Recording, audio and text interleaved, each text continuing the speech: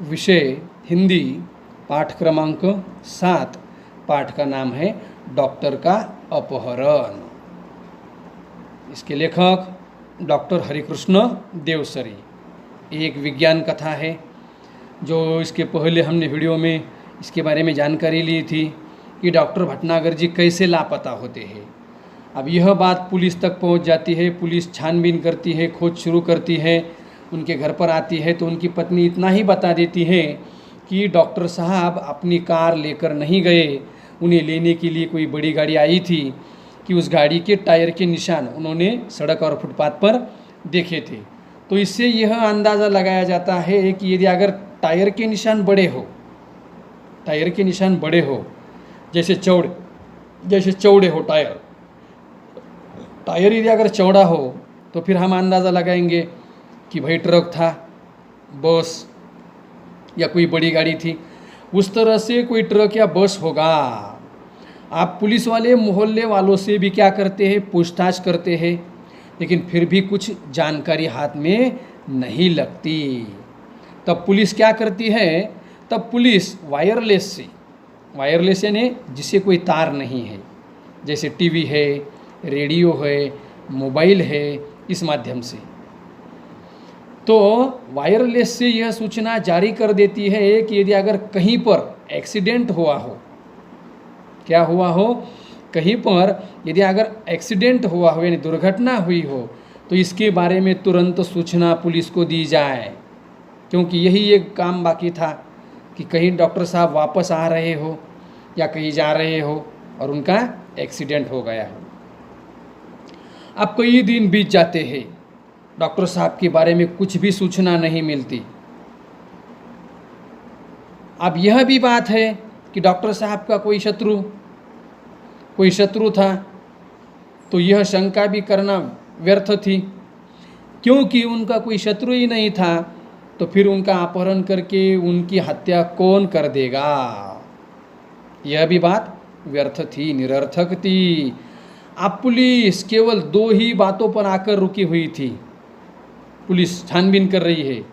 आपने कभी टीवी पर सीआईडी कार्यक्रम देखा होगा, प्रोग्राम देखा होगा,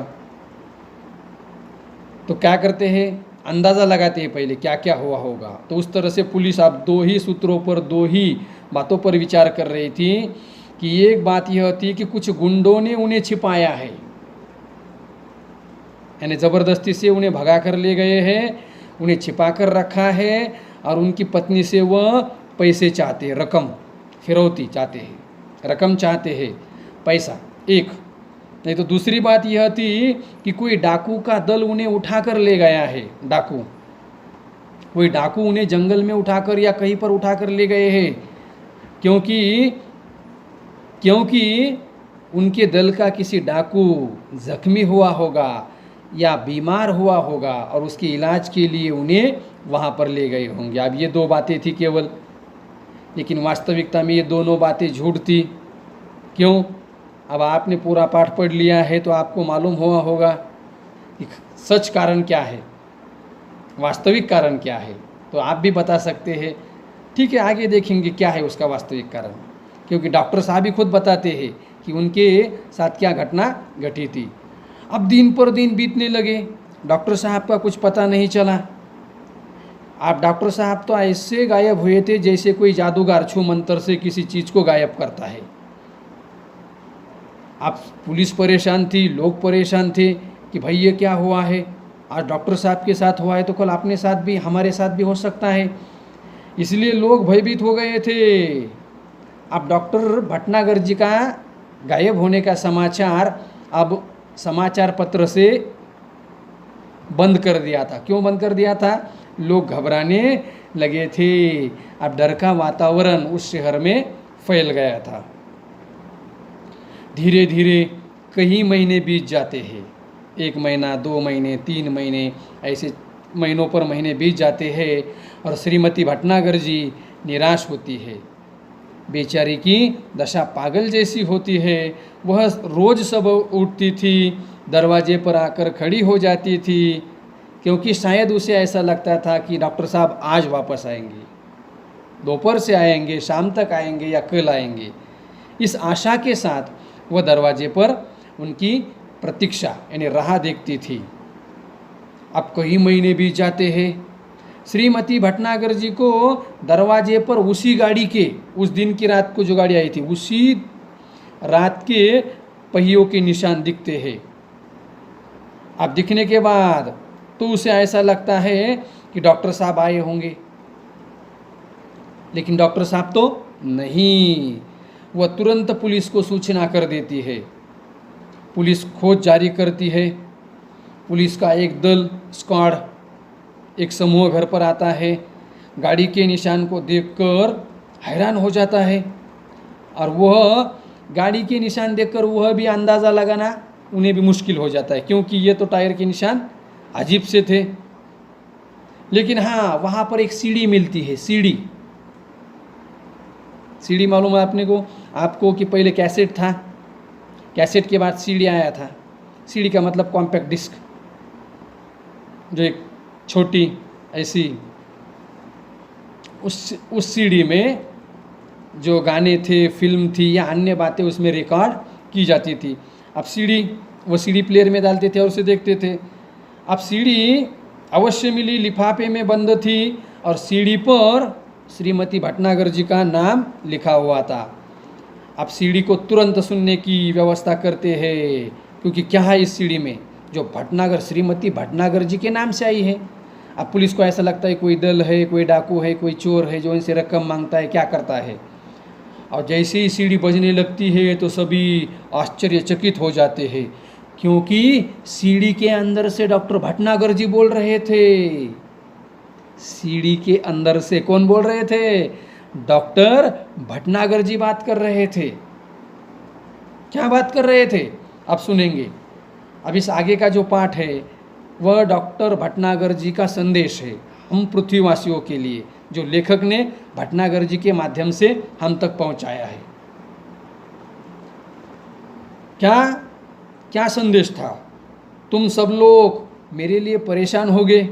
आप तो वास्तविकता है तो परेशान तो होगी ही। शायद अब इतने महीने हुए हैं तो डॉक्टर साहब कहते हैं आपने तो ऐसा भी समझ लिया होगा कि डॉक्टर साहब चले गए, मर गए हैं, चल बसे हैं, भगवान को प्यारे हुए हैं। लेकिन डॉक्टर साहब कहते हैं अरे नहीं, लेकिन मैं जिंदा हूँ और बिल्कुल ठीक हूँ। लेकिन कहाँ पर? तुम लोगों से करोड़ों मील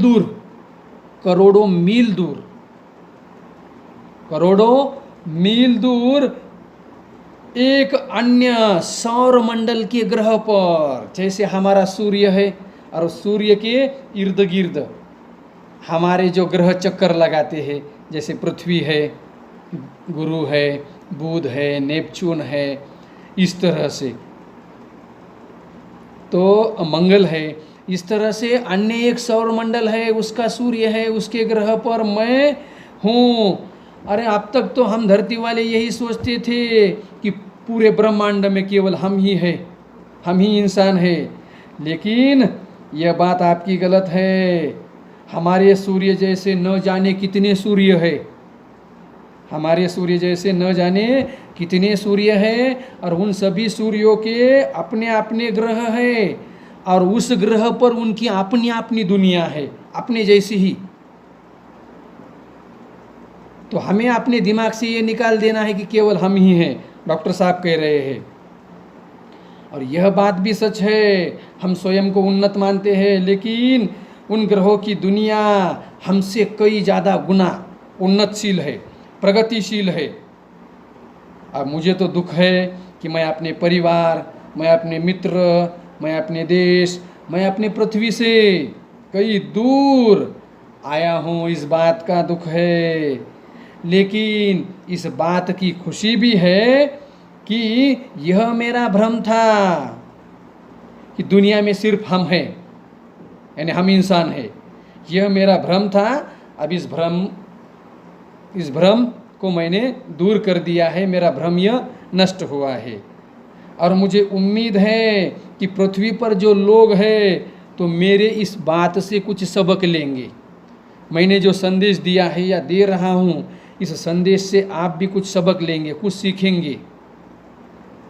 आपको कुछ सीखने को मिलेगा इसलिए मैंने यह संदेश आप तक पहुंचाने का काम किया है। अब यह संदेश उनका जारी है। अब बचा हुआ जो शेष पाठ है या शेष पाठ है वह आगे की वीडियो में देखेंगे।